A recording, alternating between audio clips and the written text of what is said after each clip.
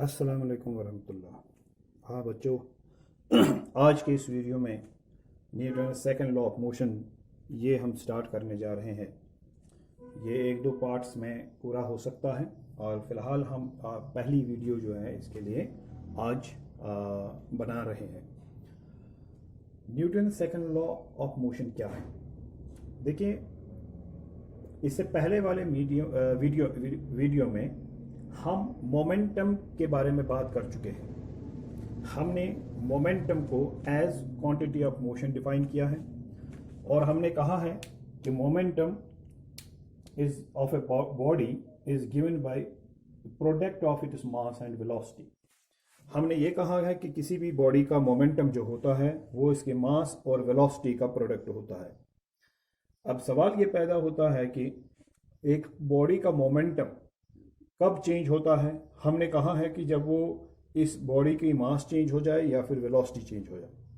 हम जानते हैं कि एक बॉडी की, एक ऑब्जेक्ट की मास आम केसेस में यानी जनरल केसेस में मास चेंज नहीं होती है सिवाय कुछ स्पेशल केसेस के, लेकिन जनरली एक ऑब्जेक्ट की वेलोसिटी चेंज होती है जब ऑब्जेक्ट मूव कर रहा होता है।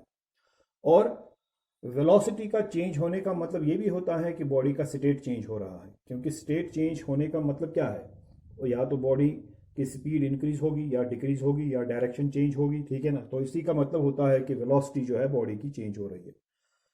मोमेंटम में तब चेंज पैदा हो सकती है जब बॉडी की मास या वेलोसिटी चेंज हो जाए, लेकिन उसमें ज़्यादा पॉसिबिलिटी जनरल केसेस में यही रहती है कि जब वेलोसिटी चेंज हो जाए तो मोमेंटम चेंज हो जाता है।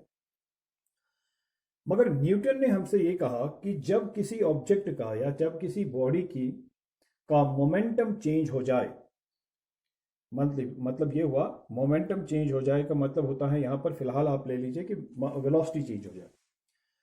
तो अगर एक ऑब्जेक्ट का या एक बॉडी का मोमेंटम चेंज हो रहा है तो दैट चेंज इन मोमेंटम, वो जो उसमें मोमेंटम में चेंज हो रही है, that depends directly upon the applied force. वो इस पर डिपेंड कर रहा है कि आपने कितना फोर्स उस पर अप्लाई किया है।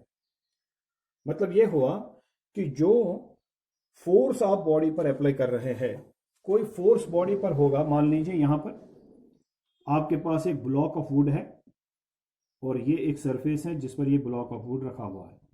अब आपने यहां से एक फोर्स अप्लाई किया, मान लीजिए एक धागा आपने बांध लिया, इसको खींचने लगे आप, तो आप यहां से फोर्स अप्लाई कर रहे हैं। तो जब आप इस बॉडी पर, इस ब्लॉक ऑफ वुड पर फोर्स अप्लाई कर रहे हैं तो क्या होगा कि इसकी वेलोसिटी चेंज होगी, तो इसका मोमेंटम चेंज होगा। अब सवाल यह पैदा होता है कि इसका मोमेंटम कितना ज़्यादा चेंज होगा, या उसमें जो चेंज प्रोड्यूस होगी पर यूनिट टाइम, वो चेंज जब मोमेंटम में प्रोड्यूस होगी वो चेंज कब ज़्यादा होगी और कब कम होगी। मतलब ये हुआ rate of change of momentum. Suppose इसका मोमेंटम, अब यहां पर अगर ये ब्लॉक यहां तक पहुंच जाता है, ठीक है, तो हम मान के चल सकते हैं कि चलो इसकी वेलोसिटी यहां पर क्या थी, u, यहां पर है v। अब यहां पर मोमेंटम क्या था, मास into velocity m into you. यहां पर मोमेंटम क्या है, मास into velocity m into v। तो मोमेंटम इसका चेंज हो गया। अगर ये मोमेंटम चेंज हो गया है तो चेंज इन मोमेंटम कितनी है, final momentum mv minus mu, this is the change in momentum. अब अगर ये चेंज मोमेंटम में आ गई है इन टाइम t, यानी वेलोसिटी चेंज हो गई फ्रॉम u टू v, मगर किस टाइम में, ये टाइम t में चेंज आ गई इस वेलोसिटी में, ठीक है कि नहीं। तो अगर टाइम t में वेलोसिटी चेंज हो गई है, ठीक है ना, तो हम कहेंगे mv minus mu divide by t। What is this? This is the rate of change of momentum, this is the change in momentum पर यूनिट टाइम। यानी मान लीजिए कि अगर यूनिट ऑफ टाइम यहाँ पर सेकंड लिया जाए तो हम ये कहेंगे कि ये है, इसका मतलब है कि मोमेंटम एक एक सेकंड में कितना चेंज हुआ है। सबसे पहली बात, जब आपने फोर्स अप्लाई किया वेलोसिटी चेंज हो गई। वेलोसिटी चेंज होने का मतलब मोमेंटम चेंज हो गया। तो मोमेंटम कितना चेंज हो गया, final momentum minus initial momentum. एक एक सेकंड में या एक एक यूनिट पर यूनिट टाइम में कितना मोमेंटम चेंज हो गया, change in momentum divide by time. तो ये जो क्वांटिटी है, ये क्वांटिटी है क्या बेसिकली, ये है चेंज इन मोमेंटम पर यूनिट टाइम, या फिर हम कहेंगे it is the rate of change of momentum. It is the rate of change of momentum. तो हम ये कहेंगे कि भाई न्यूटन ने अपने सेकंड लॉ में यही कहा है कि जो ये rate of change of momentum है, it is directly proportional to the applied force. ये डिपेंड करता है डायरेक्टली किस पर? उस फोर्स पर जो आपने अप्लाई किया है। यानी आपने ये मोमेंटम कब चेंज करवाया? जब आपने फोर्स अप्लाई किया। अगर आप फोर्स अप्लाई नहीं करेंगे तो मोमेंटम चेंज ही नहीं होगा, क्योंकि वेलोसिटी चेंज नहीं होगी, क्योंकि फोर्स के ना होने से स्टेट चेंज नहीं होता है। अगर आप फोर्स अप्लाई नहीं करेंगे तो बॉडी का स्टेट चेंज नहीं होगा। स्टेट का मतलब वेलोसिटी चेंज नहीं होगी, वेलोसिटी चेंज नहीं होगी, मोमेंटम चेंज नहीं होगा, तो rate of change of momentum zero होगा, क्योंकि change in momentum is zero. Final momentum and initial momentum are same, कोई चेंज मोमेंटम में नहीं हुई। तो इसका मतलब यह हुआ कि जब आप फोर्स अप्लाई कर रहे होते हैं एक बॉडी पर, तो उसमें जो मोमेंटम में चेंज आ जाती हैं, वो चेंज पर यूनिट टाइम कितनी आएगी? मोमेंटम अगर चेंज हो रहा है तो ठीक है, लेकिन एक एक सेकंड में या एक पर यूनिट टाइम में मोमेंटम कितना चेंज हो रहा है, वो कहलाता है rate of change of momentum. वो rate of change of momentum is directly proportional to the applied force. जो वो rate of change of momentum है वो डिपेंड करता है किस पर? अप्लाइड फोर्स पर। एंड मोमेंटम इंक्रीज हुआ या डिक्रीज हुआ, ये डिपेंड करेगा on the direction of force. मतलब ये हुआ कि अभी अगर आपने ये बॉडी अगर इस डायरेक्शन में जा रही है और आपने इसी डायरेक्शन में फोर्स अप्लाई किया, तो इसकी वेलोसिटी इंक्रीज होगी, मोमेंटम इंक्रीज हो जाएगा, फाइनल मोमेंटम अब ज्यादा होगा इनिशियल मोमेंटम से। लेकिन अगर ये बॉडी यहां से जा रही थी और आपने अपोजिट डायरेक्शन में फोर्स अप्लाई किया, तो इसका मतलब यह है कि आप बॉडी को रोकने की कोशिश कर रहे हैं। वो जिस तरफ जा रही हैं, आप उसके अपोजिट डायरेक्शन में फोर्स अप्लाई कर रहे हैं, तो वहां पर जो मोमेंटम होगा वो डिक्रीज हो जाएगा। तो यहां पर फाइनल मोमेंटम कम होगा इनिशियल मोमेंटम से। लिहाजा कहा गया है, दो बातें कही गई है। एक कि जो rate of change of momentum है वो डायरेक्टली प्रोपोर्शनल होता है टू द अप्लाइड फोर्स, और दूसरा जिस डायरेक्शन में मोमेंटम चेंज हो गया यानी इंक्रीज हो गया या डिक्रीज हो गया, that will depend upon the direction of the force. अब इन दो चीजों को एक लॉ में बताया गया है जिसको हम Newton second law of motion कहते हैं। और लॉ की स्टेटमेंट ये है, क्या है? ये है क्या लॉ की स्टेटमेंट? लॉ की स्टेटमेंट ये है, the rate of change of momentum. आप इसको नोट भी कर सकते हैं आप। The rate of change of momentum produced in a body. जो rate of change of momentum produce हो जाती है किसमें? बॉडी से, बॉडी में। The rate of change of momentum produced in a body is directly proportional to the applied force and takes place in the direction of the force। फिर से statement में बताता हूं, the rate of change of momentum, आप लिख लीजिए आराम से, the rate of change of momentum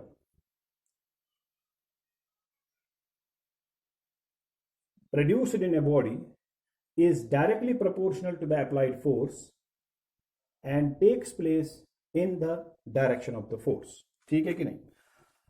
अब जरा देख लीजिए, अगर हम इस लॉ को सिंपल से तरीके से लिखे तो हम ये कहेंगे कि भाई यहां पर मास थी m, बॉडी की मास यहां पर भी है m, मतलब मास चेंज नहीं हुई, फोर्स हमने अप्लाई किया F, उस फोर्स की वजह से यहां पर बॉडी की इनिशियल वेलोसिटी थी u, फोर्स की वजह से अब इसकी वेलोसिटी यहां पर आ गई, यहां पर आते आते हो गई v। ये सारा मामला हो गया टाइम t में। तो rate of change of momentum जो है वो कैसे लिखेंगे? चेंज इन मोमेंटम लिखेंगे, final momentum minus initial momentum. Time T से अगर इसको डिवाइड करेंगे तो बनेगा rate of change of momentum. अब according to the statement of the law, rate of change of momentum is directly proportional to the applied force. तो हम लिखेंगे F is directly proportional to M V minus M you divide by T.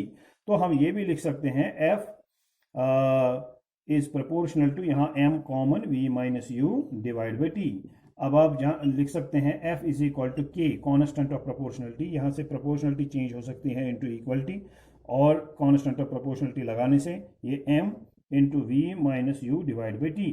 तो आप लिख सकते हैं f is equal to के M V minus U divide by T. आप जानते हैं this is rate of change of velocity, that is acceleration. ठीक है कि नहीं? अब SI यूनिट्स में इसको मेजर किया जाए तो k हमेशा 1 ही होगा SI यूनिट्स में, और इसलिए हम लिख सकते हैं f is equal to M into A. ये एक सिंपलेस्ट फॉर्म है कि इसका एक स्पेशल केस है, बल्कि ये पूरा लॉ का मैथमेटिकल फॉर्म नहीं है। लेकिन ये एक स्पेशल केस है न्यूटन सेकंड लॉ का। ये क्यों स्पेशल केस है वो मैं आपको बताऊंगा। जनरली जब हम Newton second law of motion देखते हैं तो हम इस तरीके से इस लॉ को एक्सप्रेस करते हैं, F is equal to M into A. तो हमने क्यों कहा ये स्पेशल केस है, यानी ये फुल फॉर्म नहीं है न्यूटन सेकंड लॉ का, मैथमेटिकल फॉर्म जो है उसका ये फुल फॉर्म नहीं है।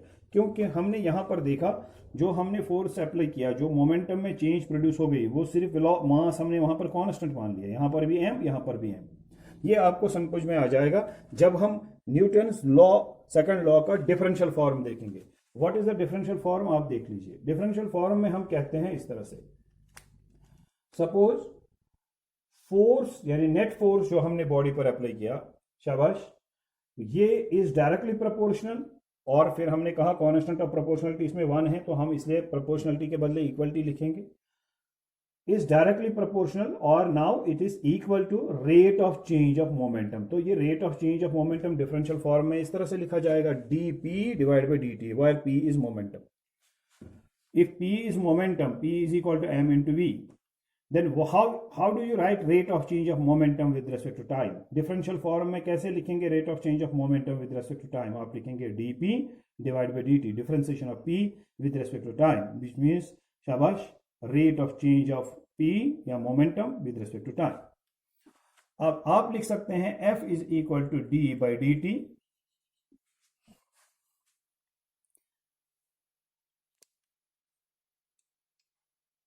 F इज इक्वल टू, शाबाश, हाँ, D by D T,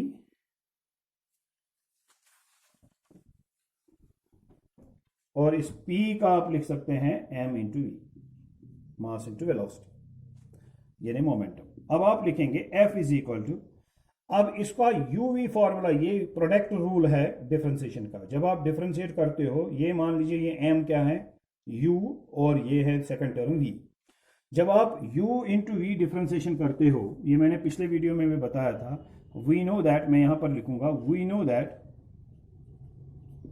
differentiation of u into V with respect to x, ये फॉर्मूला है, आपने किया है प्रोडक्ट रूल में। कैसे लिखते हैं ये, हम u रहने देते हैं, फिर differentiation of v with respect to x, फिर v रहने देते हैं, v रहने देते हैं, और उसके बाद लिखते हैं differentiation of u with respect to x। ठीक है ना, uv फॉर्मूला इस तरह से अप्लाई किया जाता है। यानी जब डिफरेंशिएशन हमें करना हो दो क्वांटिटीज को, u एंड v को, ठीक है ना, तो हम u ऐसे ही रखेंगे, differentiation of v with respect to x, and फिर v को ऐसे ही रखेंगे, differentiation of u with respect to x। इसी तरह से जो हमारा डिफरेंशियल है, जिसको हमने डिफरेंशिएट करना है, वो क्या है, वो है डी, शाबाश, ये देख लीजिए यहां से, वो है डी, मैं यहां पर लिख लेता हूं, ये वाला सेटअप मैं इधर लिख लूंगा, आपका P है m इंटू वी। इसका मतलब ये हुआ कि F जो है सेकंड लॉ से हमें पता चलता है, F is D P by D T, applied force is rate of change of momentum, या directly proportional to rate of change of momentum. फिर कांस्टेंट ऑफ प्रोपोर्शनलिटी का वैल्यू ऐसा यूनिट्स में 1 है, लिहाजा हम प्रोपोर्शनलिटी के बदले सीधे इक्वलिटी लिखेंगे। फिर हम लिखेंगे इस f के बदले f is equal to D by D T, और ये वाला सेटअप, p के बदले लिखेंगे m इंटू वी। ठीक है ना। अब ये फॉर्मूला अप्लाई करेंगे। फॉर्मूला क्या है आपका, शाबाश, u into V with respect to x जब डिफ्रेंशिएट करना हो तो इसमें u ऐसे ही रखेंगे, differentiation of v with respect to x, plus v ऐसे ही रखेंगे, differentiation of u with respect to x। अब ये देखिए, ये जो आपका लेफ्ट हैंड साइड है, d बाई डी टी, ये है d बाई डी एक्स, अंदर है u इंटू वी, यहां पर है m इंटू वी। तो जब ये फॉर्मूला इस पर अप्लाई करेंगे ऊपर, तो आपको क्या मिलेगा, f इज इक्वल टू, देखिए क्या मिलेगा आपको, मिलता है f इज इक्वल टू, शाबाश, हाँ, u को ऐसे ही रखना है, मीन्स m को ऐसे ही रखना है, differentiation of v with respect to x, तो आएगा यहां पर भी differentiation of v with respect to x नहीं है, यहां पर है विद रिस्पेक्ट टू t, शाबाश, प्लस अब v को ऐसे ही रखना है, यानी दूसरी क्वांटिटी को ऐसे ही रखना है v, और डिफरेंशिएशन ऑफ u यानी पहली टर्म का, यानी पहली क्वांटिटी का, यानी m का डिफरेंशिएशन लिखेंगे, differentiation of m with respect to t। ये मैंने uv फॉर्मूला यहां पर अप्लाई किया। ठीक है ना, ये है full form of second law. अब यहां पर देख लीजिए फोर्स किसके बराबर है, mass into rate of change of velocity plus velocity into rate of change of mass. जो आपने अभी केस लिया था जिसमें आपने एक ब्लॉक ऑफ वुड रखा हुआ था और इस ब्लॉक ऑफ वुड पर फोर्स अप्लाई किया था और ये ब्लॉक ऑफ वुड यहां से यहां पहुंच गया था, इसकी मास हमने माना कि कांस्टेंट है। अगर आप यहां पर मानेंगे कि मास चेंज नहीं हुई है, फोर्स के अप्लाई होने से सिर्फ वेलोसिटी चेंज हुई है, तो हम यहां पर लिख सकते हैं इफ m इज कांस्टेंट। अगर m कांस्टेंट है तो इसका डिफरेंशियल क्या आएगा, कांस्टेंट ही आएगा। कांस्टेंट का डिफरेंशियल क्या आता है, 0। तो लिहाजा ये बनेगा f is equal to m into D V by D T plus v into 0। Why क्यों differentiation of mass with respect to time. जब मास कांस्टेंट है तो उसकी differentiation with respect to time 0 होगी। तो लिहाजा आपका f आएगा m into D V by D T. अब आप इसको लिख सकते हैं as f is equal to शाबाश dv बाई डी टी। ये dv बाई डी टी क्या है, this is the rate of change of velocity. तो जब आप rate of change of velocity लिखेंगे, rate of change of velocity क्या होता है, वो एक्सेलरेशन होता है। तो आप लिख सकते हैं यहां पर देयरफॉर शाबाश आपका जो ये f आता है f is equal to m into A. तो ये आपका मैथमेटिकल फॉर्म है न्यूटन सेकंड लॉ का। लेकिन ये एक स्पेशल केस है जिसमें आपने मान लिया कि मास of the body has not changed, कि बॉडी की मास चेंज नहीं हुई है, सिर्फ वेलोसिटी चेंज हुई है फोर्स की वजह से। तो जब आप कहते हैं Newton second law of motion, जब आप कहते हैं कि क्या है स्टेटमेंट जो मैंने अभी बताया पहले ही, शाबाश, the rate of change of momentum produced in a body is directly proportional to the applied force and takes place in the direction of the force। जो मोमेंटम में रेट ऑफ चेंज प्रोड्यूस हो जाता है, यानी change in momentum पर unit time, जो भी किसी बॉडी का मोमेंटम में चेंज आ जाए किसी भी यूनिट टाइम में, तो एक एक सेकंड में मान लीजिए, एक एक सेकंड में एक बॉडी में कितनी चेंज प्रोड्यूस होगी मोमेंटम में, उतनी ही ज्यादा चेंज प्रोड्यूस होगी जितना आपने उस पर फोर्स अप्लाई किया होगा। और अगर हम उस लॉ को देखेंगे तो फाइनल मैथमेटिकल फॉर्म इसका ये मिलता है जो इक्वेशन फर्स्ट में है, लेकिन स्पेशल फॉर्म इसका मिलता है, यानी स्पेशल केस इसका ये है कि अगर मास चेंज नहीं हुई फोर्स की वजह से, क्योंकि मोमेंटम फोर्स की वजह से चेंज होता है, तो उसमें दो फैक्टर्स हैं, मास एंड वेलोसिटी। अगर मास चेंज नहीं हुआ, सिर्फ वेलोसिटी चेंज हुई, तो वेलोसिटी की मास अगर कांस्टेंट रहा तब ये एफ एम इंटू ए के बराबर है। मतलब ये हुआ कि जो आप लिखते हैं, जब आप कहते हैं कि what is Newton second law, कभी कभी बच्चे जवाब देते हैं sir F is equal to M into A. ये तो सही है, लेकिन ये उन केसेस में, जनरल केसेस में सही है, किन आम से केसेस में से, पर्टिकुलर कुछ केसेस ऐसे हो सकते हैं, यूजुअली ये सही है। मतलब जब फोर्स के अप्लाई होने से वेलोसिटी चेंज हो जाए तब हम ये कह सकते हैं F is equal to M into A. लेकिन जब मास चेंज हो जाए, मास कांस्टेंट हो, ठीक है, तब हम कह सकते हैं F is equal to M into A. लेकिन जब फोर्स के अप्लाई होने से मास भी चेंज हो जाए तब F is equal to M D V by D T plus V D M by D T. ये mathematical form of Newton first law है, ठीक है। अब आप कहेंगे कि मास कब चेंज होता है, कई केसेस ऐसे हैं, रॉकेट ऐसा होता है, ऐसा केस रॉकेट का है कि जब रॉकेट ऊपर जाता है तो उसके गैसेस जो है, फ्यूल जलने लगता है और गैसेस बाहर आ जाते हैं और मास ऑफ द रॉकेट जो है वो चेंज होने लगता है।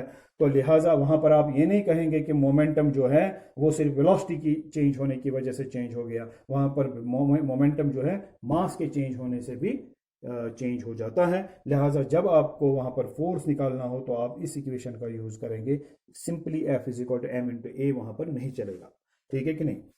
अब आगे बढ़ते हैं। अब हमारे पास जो भी केसेस हैं उनमें आमतौर पर मास क्या रहता है, कांस्टेंट, इसलिए वहां पर एफ क्या होगा, बराबर एम इंटू ए। तो यहां पर एक दो चीजें हम कहेंगे, देख लीजिए। जब हम लिखते हैं F is equal to M into A, इस पर हम पहले डिस्कशन कर लेते हैं, इसका क्या मतलब है। सबसे पहले फोर्स आप जानते हैं वेक्टर क्वांटिटी है और मास यहां स्केलर है, यहां पर वेक्टर है एक्सेलरेशन। तो इसका मतलब फोर्स की डायरेक्शन जो है वही एक्सेलरेशन की डायरेक्शन होगी। मतलब जब आप फोर्स अप्लाई करेंगे बॉडी में एक्सेलरेशन प्रोड्यूस होगी और उस एक्सेलरेशन की डायरेक्शन वही होगी जो फोर्स की होगी। अब जरा देख लेते हैं, if F is equal to 0, अगर आपके पास मैग्नीट्यूड ऑफ फोर्स, यानी आपने कोई फोर्स अप्लाई नहीं किया, अगर आपने कोई फोर्स अप्लाई नहीं किया है तो आपका एफ कितना है, 0। तो इसका मतलब हुआ m इंटू ए इज 0। तो फिर m इंटू ए क्या होगा, 0 होगा। मगर क्या मास ऑफ द बॉडी 0 हो सकती है, नहीं, m can not be 0। Therefore जब फोर्स नहीं होगा मास तो जीरो नहीं हो सकती, फिर क्या जीरो है? Therefore A is equal to 0. इसका क्या मतलब हुआ? When there is no force acting on a body, no acceleration is produced in it. इसका मतलब ये हुआ कि जब आप कोई फोर्स अप्लाई नहीं करेंगे किस पर? बॉडी पर, तो कोई एक्सेलरेशन प्रोड्यूस नहीं होगी बॉडी में। एक्सेलरेशन तभी बॉडी में प्रोड्यूस होगी जब फोर्स होगा। अब आप कहेंगे कि भाई एक्सेलरेशन का मतलब क्या है, जरा सोच लीजिए। एक्सेलरेशन का मतलब होता है rate of change of velocity या change in velocity per unit time. Velocity में कितनी चेंज आ गई एक एक सेकंड में मान लीजिए, या पर यूनिट टाइम उसमें कितनी चेंज आ गई वेलोसिटी। तो जब हम कहते हैं acceleration is zero when force is zero, तो जब हम कहते हैं when F is zero then A is also zero, तो हमारे कहने का मतलब ये होता है कि जब हम फोर्स अप्लाई नहीं करते हैं तब एक्सेलरेशन जीरो होती है। इसका मतलब तब वेलोसिटी चेंज नहीं होती है, क्योंकि जब वेलोसिटी चेंज होगी तब जरूर एक्सेलरेशन आएगी। जब वेलोसिटी चेंज नहीं होगी तब एक्सेलरेशन जीरो होगी। तो एक्सेलरेशन कब जीरो होती है? जब फोर्स जीरो होता है। फोर्स जीरो होने का मतलब क्या है? एक्सेलरेशन का जीरो होना, यानी वेलोसिटी का चेंज ना होना, है ना। आपने छोटी सी क्लासेस में भी पढ़ा, 9th क्लास से ही पढ़ा है, acceleration is v minus U divide by T. तो जब ये a जीरो है तो इसका मतलब क्या होता है? इसका मतलब होता है v is equal to U. जरा देख लीजिए, जब मैं लिखूंगा a इज जीरो तो मैं लिखूंगा v माइनस यू, हाँ, divide by T is equal to zero, जिसका मतलब है v minus U is zero, जिसका मतलब v is equal to U. अब आपने क्या देखा? When there is no force acting on a body, जब कोई फोर्स अप्लाई नहीं होगा, कोई एक्सेलरेशन प्रोड्यूस नहीं होगी बॉडी में। तो जब एक्सेलरेशन प्रोड्यूस नहीं होगी बॉडी में, इसका मतलब उसकी इनिशियल और फाइनल वेलोसिटीज सेम होंगी। यानी अगर इनिशियल वेलोसिटीज और फाइनल वेलोसिटीज एक जैसी है, वेलोसिटी चेंज नहीं हो रही है, इसका मतलब बॉडी का स्टेट चेंज नहीं हो रहा है। बॉडी अगर मोशन में है तो इसकी वेलोसिटी सेम रही, initial and final velocity same रही, यानी बराबर है। तो बराबर होने का मतलब क्या है? वेलोसिटी चेंज नहीं हुई। अगर वो पहले रेस्ट में थी तो इनिशियल वेलोसिटी जीरो, और फिर final velocity is equal to initial velocity, मतलब फाइनल वेलोसिटी भी जीरो। मतलब अगर आपने फोर्स अप्लाई नहीं किया, बॉडी रेस्ट में थी, उसकी इनिशियल और फाइनल वेलोसिटी जीरो, मतलब उसने अपना स्टेट चेंज नहीं किया, उसकी वेलोसिटी चेंज नहीं हुई, उसकी वेलोसिटी जीरो रही। कब? जब फोर्स जीरो था। मतलब यह हुआ कि जब आपने फोर्स अप्लाई नहीं किया, रेस्ट वाली बॉडी रेस्ट में रही। और अगर आप फोर्स अप्लाई करेंगे, यानी फोर्स जीरो नहीं होगा, तब आप देखेंगे कि ये चीज जीरो, ए जीरो नहीं होगा, ये भी जीरो नहीं होगा, तो अब आपको यू वी के बराबर नहीं आएगा। तो इसका मतलब जब आप फोर्स अप्लाई करते हैं वेलोसिटी जरूर चेंज हो जाती है। वेलोसिटी चेंज होने का मतलब क्या होता है? बॉडी ने स्टेट चेंज किया। तो हम ये कहेंगे कि बॉडी का स्टेट कब चेंज होगा? जब हम फोर्स अप्लाई करेंगे। बॉडी का स्टेट कब चेंज नहीं होगा? जब आप फोर्स अप्लाई नहीं करेंगे। लेकिन ये तो आप पहले ही पढ़ चुके हैं Newton first law of motion में, लिहाजा आप कहेंगे कि जो ये Newton second law of motion है, it contains Newton first law also. इसमें से हम न्यूटन फर्स्ट लॉ भी देख सकते हैं। आगे आप पढ़ेंगे, इसमें आपको न्यूटन थर्ड लॉ भी मिलेगा। इसीलिए हम कहते हैं Newton second law is the real law of motion, यानी फर्स्ट लॉ, थर्ड लॉ इसी सेकंड लॉ में मौजूद है। हम डिराइव कर सकते हैं, डिड्यूस कर सकते हैं फर्स्ट लॉ को भी और थर्ड लॉ को भी। कहां से? सेकंड लॉ से। लिहाजा हम ये कह सकते हैं कि न्यूटन सेकंड लॉ जो है, it is the real law of motion और it is the only law of motion. It is the only law of motion. अब आपने एक और बात देखी, ओनली लॉ क्यों मैंने कहा? क्योंकि आपको फर्स्ट लॉ अगर नहीं भी कहेंगे, थर्ड लॉ नहीं भी कहेंगे, जब हम उनको डिराइव कर सकते हैं सेकंड लॉ में से, तो हम ये कहेंगे कि भाई न्यूटन का फर्स्ट लॉ पता ना हो, थर्ड लॉ पता ना हो, सेकंड लॉ अगर पता है तो तीनों उसमें से सारा काम उसमें से निकलेगा। तो इसका मतलब सेकंड लॉ ही जो है वो काफी है। तो इसलिए हम कहते हैं it is the real law of motion, या हम कहते हैं second law is the only law of motion. Only इसलिए क्योंकि वो बाकी के लॉज इसमें से डिराइव हो सकते हैं। ठीक है कि नहीं? अब एक और बात, यहां से हमें यह भी पता चलता है कि F इज इक्वल टू, देखिए फिर से, जब आप लिखते हैं F जब आप लिखते हैं F इज इक्वल टू, तो इसको मैं पहले रब करता हूं। अगर हम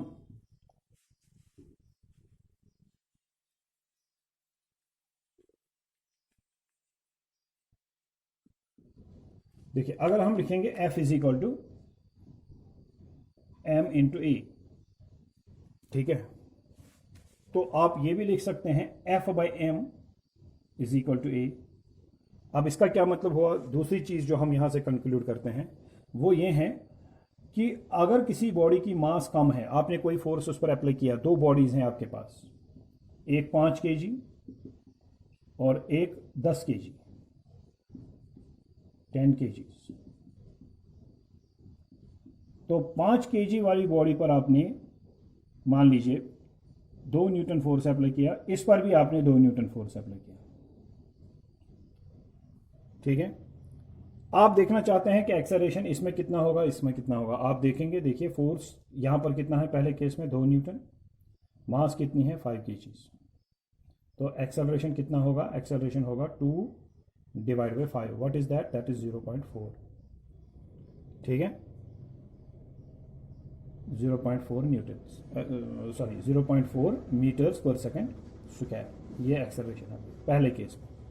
दूसरे केस में एक्सेलरेशन कितना आएगा, बहुत सिंपल है, शाबाश, फिर से 2 न्यूटन फोर्स है डिवाइड बाई एक्सेलरेशन, मास कितना है 10, फिर से हमने किया F डिवाइड बाई एम, यहाँ से निकलेगा acceleration F divide by M, ठीक है, और आप यहाँ पर देखेंगे 0.2 मीटर्स पर सेकेंड स्क्वायर आता है। आप क्या देख रहे हैं, जहां मास कम थी 5 kg, वहां पर एक्सेलरेशन ज्यादा आ गया, जिस बॉडी की मास ज्यादा थी, शाबाश, उसमें एक्सेलरेशन कम प्रोड्यूस हो गया। सीधे ही यहां से पता चलता है acceleration is inversely proportional to mass. मतलब अगर आपके पास दो ऑब्जेक्ट्स है, दो बॉडीज है, दोनों पर अगर एक जैसा फोर्स आप अप्लाई करेंगे तो ज्यादा एक्सेलरेशन किसमें प्रोड्यूस होगी, जिसकी मास कम हो। तो greater the mass lesser the acceleration, inversely proportional, lesser the mass greater the acceleration. आई बात समझ में। तो ये एक चीज यहां पर हमने देखा। तो इस तरीके से कुछ लोग न्यूटन्स सेकंड लॉ को इस तरीके से भी डिफाइन करते हैं, that acceleration produced in a body is directly proportional to the applied force. अभी आपने देखा, जब फोर्स होता है तभी एक्सेलरेशन होती है, जब फोर्स नहीं होगा तब एक्सेलरेशन नहीं होगी, शाबाश।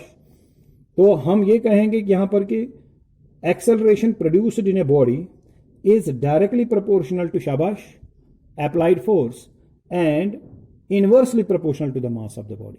अगर इन टर्म्स ऑफ एक्सेलरेशन इस लॉ को बताया जाए, सेकंड लॉ को, तो हम ये कह सकते हैं इस फॉर्म को देखते हुए, that acceleration produced in a body is directly proportional to the applied force and inversely proportional to the mass of the body.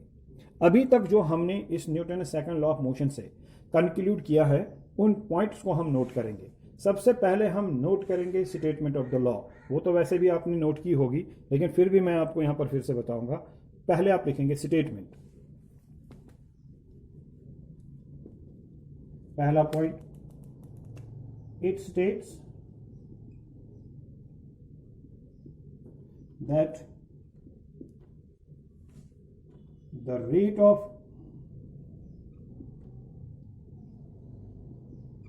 change of momentum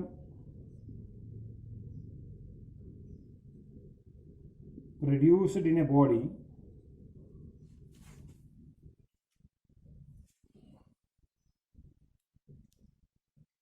it states that the rate of change of momentum produced in a body is directly proportional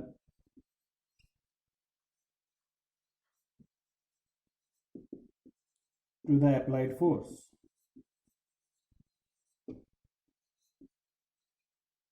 and takes place, यानी momentum में जो change आ जाएगी वो change उसी direction में होगी जिस direction में आपने फोर्स अप्लाई किया, and takes place in the direction of force, direction of the force, ठीक है। आगे बढ़िए, ठीक है। दूसरा,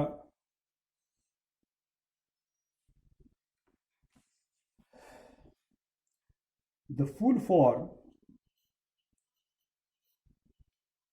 of Newton's second law of motion is F is equal to m dv by dt plus v dm by dt, ठीक है।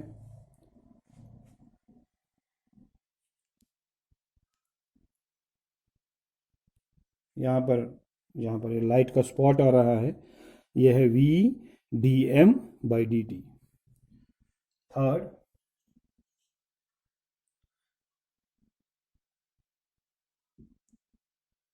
for cases where mass of the body remains constant, F is equal to m into a। उन cases में जिनमें mass body की constant रहती हैं उनमें शाबाश F किसके बराबर होता है, m into a। Fourth,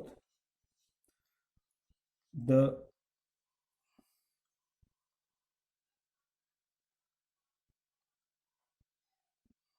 Newton's, fourth point इस तरह से लिखेंगे, Newton second law is the real law or only law of motion।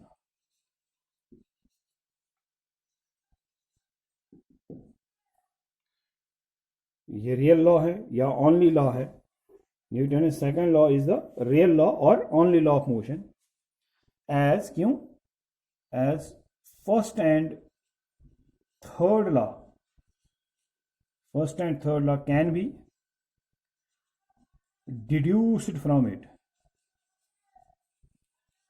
क्योंकि फर्स्ट लॉ थर्ड लॉ इसमें से डिड्यूस किए जा सकते हैं। ठीक है, ये हो गया न्यूटन सेकेंड लॉ। और अभी भी एक चीज मेरे दिमाग में थी इसमें, हाँ, fifth point is